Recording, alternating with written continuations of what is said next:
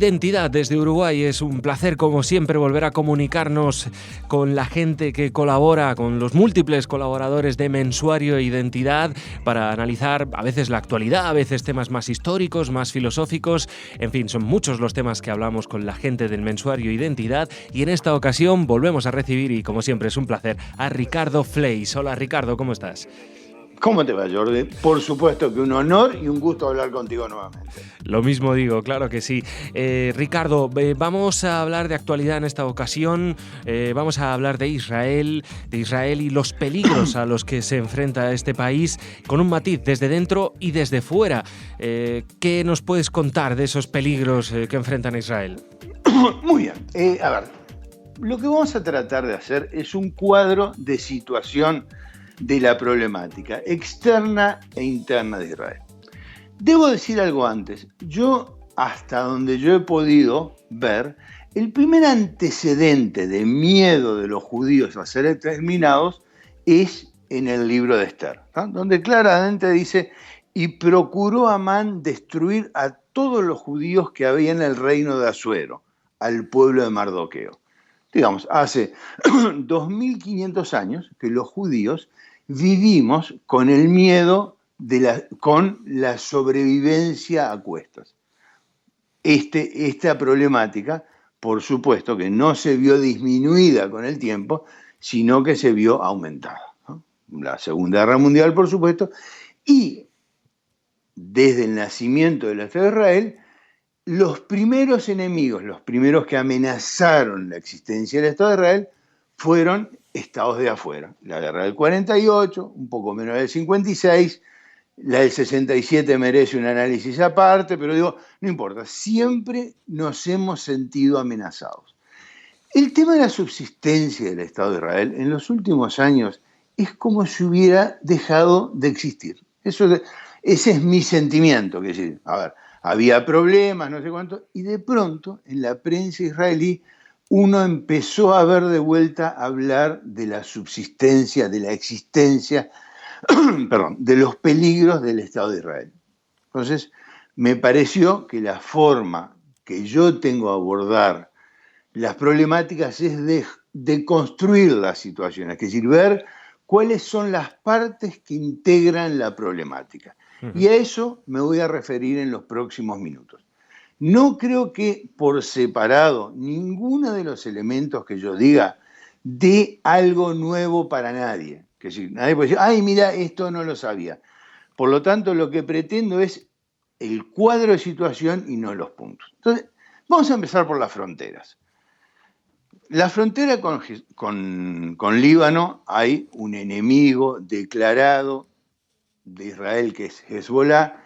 Cuando yo escribí este artículo de Identidad, que fue un poco lo que motivó esto, mi error era pensar que había 10.000 misiles apuntando a Israel, y alguien escribió, y con razón porque lo pude corroborar, que había 100.000 misiles de Hezbollah apuntando a Israel. Es decir, tenemos un enemigo claro que en este momento está preocupado por la guerra en Siria, que Israel no es su problema, que a menos que sucedan cosas en el Medio Oriente, uno nunca puede predecir qué es lo que va a pasar mañana. Israel no va a tener un enfrentamiento con Hezbollah en este momento, pero el peligro es latente y grave. Pasamos por Siria. Siria, a partir de la guerra del 67 y la del 73, por supuesto, ha sido, yo diría, una frontera calma. No, yo no he encontrado grandes enfrentamientos, en realidad no he encontrado enfrentamientos hasta la guerra de Siria, y el único antecedente que uno ve, y no es un antecedente menor, es la destrucción de el incipiente proyecto nuclear en el año 2007, en septiembre de 2007. ¿No? Es decir, Israel entiende que puede haber un peligro latente de un proyecto nuclear, y aviones israelíes Israel nunca lo reconoció, pero bueno, todo parece entender que sí, aviones israelíes destruyen. Eso demuestra que, digo, lejos de paz, estamos en un estado de beligerancia, si digamos así. Después tenemos las últimas dos fronteras, Jordania y Egipto. Yo creo que con Jordania se ha alcanzado una paz estable. Creo que el reino hachemita en sí ha sido estable. La estabilidad en el Medio Oriente, uno puede decir, estamos hablando de estabilidad hasta el 17 de noviembre del 2015. A mañana no sabremos cuál va a ser la estabilidad, pero ha sido estable. Digo, sabemos que Jordania exporta a través del puerto de Haifa, eso no es, que las relaciones son buenas, de que ahora se está abriendo un nuevo puente para intercambio, que la gente va de Israel a Petra, que sí, creo que Jordania es una frontera estable. No podemos pensar hacia el futuro qué va a pasar, así que démoslo como estable. Creo que el caso de Egipto es distinto, porque a partir de la paz del 79, Egipto fue una frontera estable, ¿no?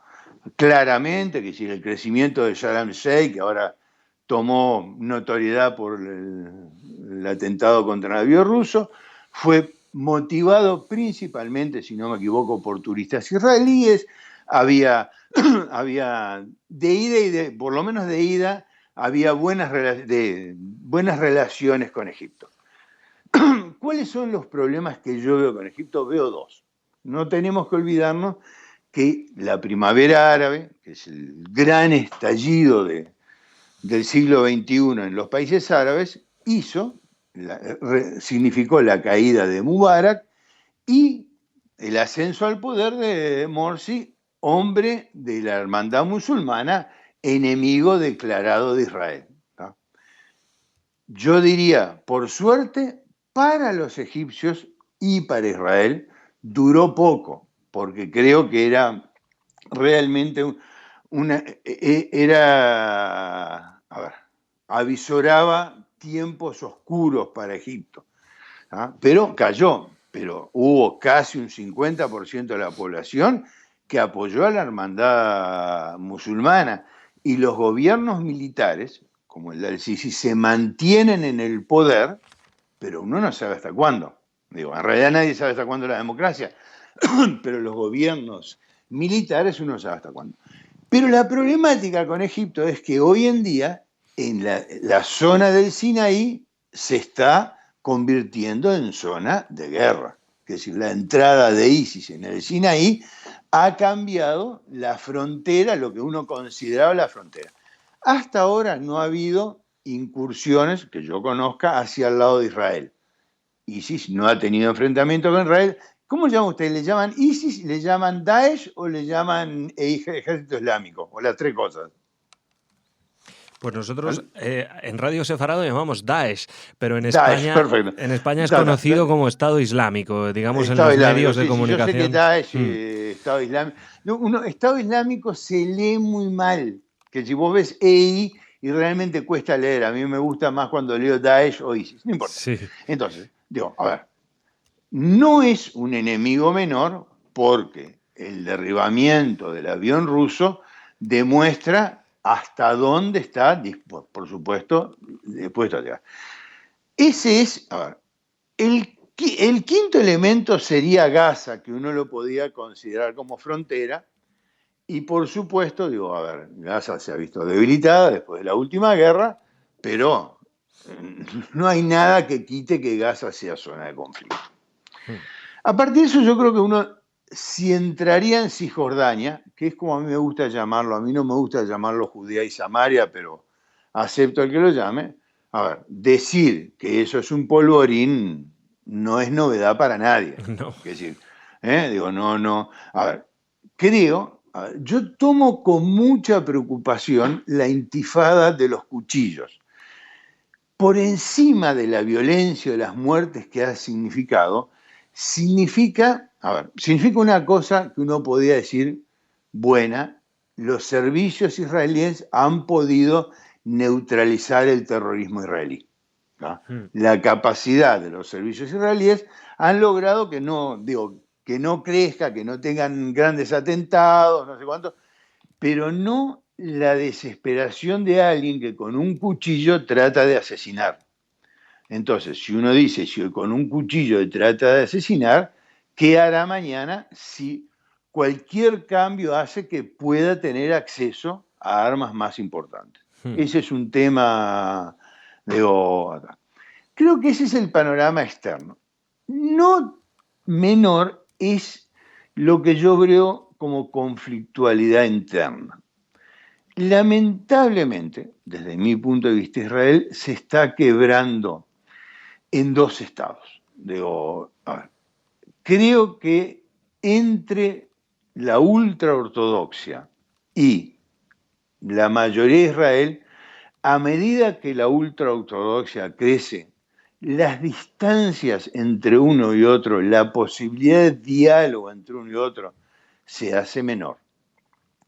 A ver, del artículo que escribí, la gente que me conoce me criticó el usar la palabra parasitario para la ultraortodoxia y por lo tanto pido perdón por ello, porque no quiero, pero realmente no encuentro otra palabra para decir una población que vive de otra población. Entonces, yo digo, esto, ¿hasta cuánto se puede mantener? ¿Cuándo es el punto de quiebre en que la sociedad israelí está dispuesto a mantener, la sociedad israelí, bueno, la judeidad mundial, a mantener una sociedad que no se autosostiene? Los números que están hablando es el 10% de la sociedad israelí y el 20% de la sociedad de Jerusalén, pero con un crecimiento demográfico mucho más acelerado que la propia sociedad israelí. Entonces, eso está siendo cada vez, me parece, un dique que tendría que llegar un momento en que la sociedad israelí dice, bueno, yo no mantengo más. Y en el medio está todo el tema de los colonos. El tema de los colonos es un tema importante. Yo creo, a ver, digo, si uno proyecta hacia adelante, intuyo que, no, o que tiene una difícil marcha atrás. Si mi memoria no me falla, cuando hubo una descolonización de Gaza, estuvimos hablando de 8.000 personas. Ese es el número que yo recuerdo. Si alguien me lo corrige, en su derecho estará o puede haberlo buscado. Pero ahora estamos hablando de 500.000 de personas entre los habitantes de las colonias y los habitantes de Jerusalén Este. Quizá los habitantes de Jerusalén Este sea menos problemático, pero los habitantes de las colonias hay un problema numérico. Yo no sé si Israel puede reacomodar a ese número de gente. Perdona, Ricardo, ¿te refieres a, por ejemplo, vamos a imaginar un caso en el cual se pueda llegar a un acuerdo de algún tipo al fin con la autoridad palestina, se devuelvan o se adjudiquen esos territorios donde están los colonos para administración de la autoridad palestina? ¿Te refieres a ese caso, ¿no? Me refiero exactamente a eso. Después de unas conversaciones que imaginemos que se pudieran suceder y entonces habría que realojar a toda esa población de colonos, ¿no? Digo, a ver, viste que hablar de utopías suena generalmente tonto. Después del pensamiento utópico que tú y yo seguramente aprendimos en el liceo del siglo XIX y lo desvaloramos, uno dejó de hablar de utopías, ¿verdad? Sin embargo, uno podía pensar que podía existir un Estado binacional en todo Israel o en Judea y Samaria o en Cisjordania, ¿verdad? Es decir, pueblos que han vivido enfrentados, mañana no tienen por qué estar enfrentados. Es decir, a ver, la Primera Guerra Mundial, los números que yo tengo, mataron 10 millones de personas y la Segunda, 60, ¿verdad? Y Francia y Alemania, que fueron enemigos acérrimos en ambas guerras, son hoy fuertes aliados. Estados Unidos y Japón lo mismo. Digo, y debo encontrar en la historia centenares de ejemplos de pueblos que han logrado convivir.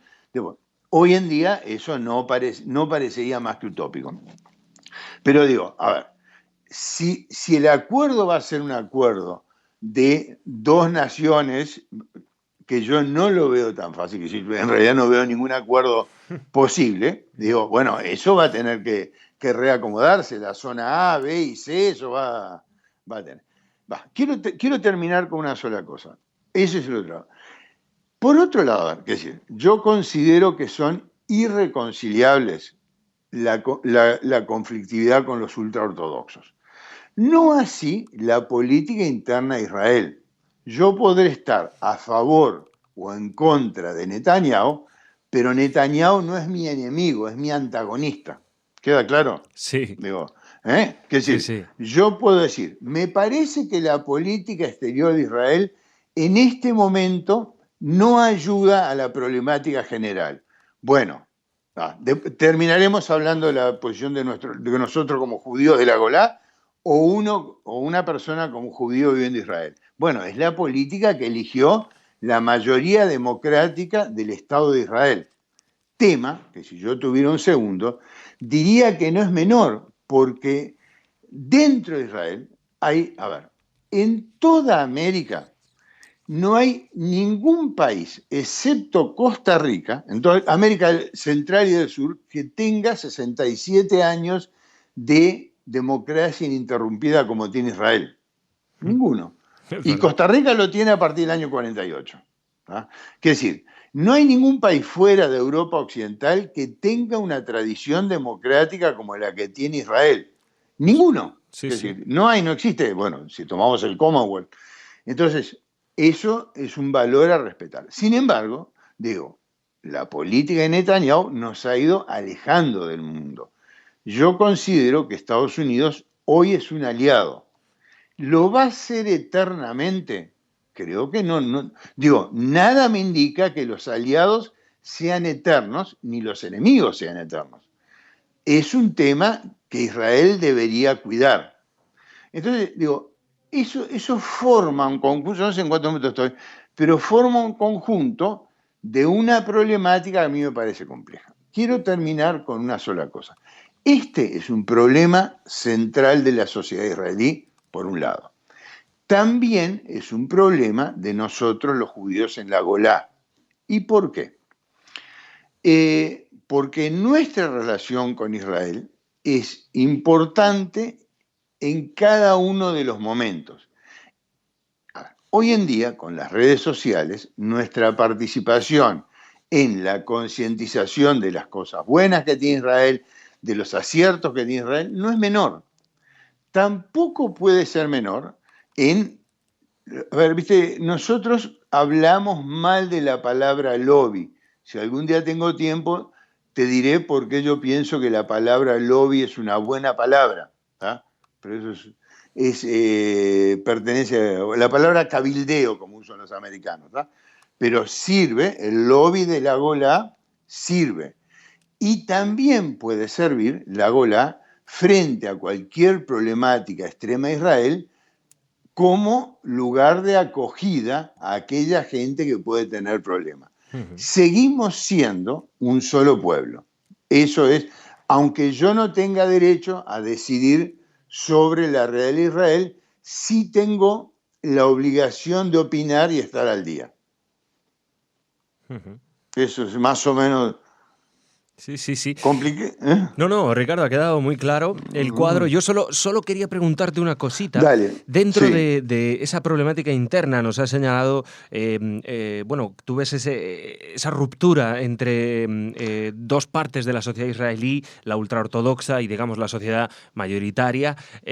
Yo quería saber qué opinas sobre esa parte de la sociedad israelí que es árabe y que además por desgracia, hemos visto últimamente que también se han alzado en esa especie de intifada de cuchillos, como están llamando, ¿no? Sí, señor. A ver, solo se debe el no haber tocado eso a un problema viste que el diálogo a veces, sí, creo que es un problema. A ver, yo te digo, yo he estado en Israel solamente en 2 oportunidades, una muy temprana, por razones de la vida que no interesa, que fue en el 64, donde estuve en un kibutz a pocos kilómetros de la frontera, que es decir, viviendo el tema de la frontera. Estuve en el 2007, donde me moví por todo Israel, comí en pueblos árabes, visité el Golán y todo.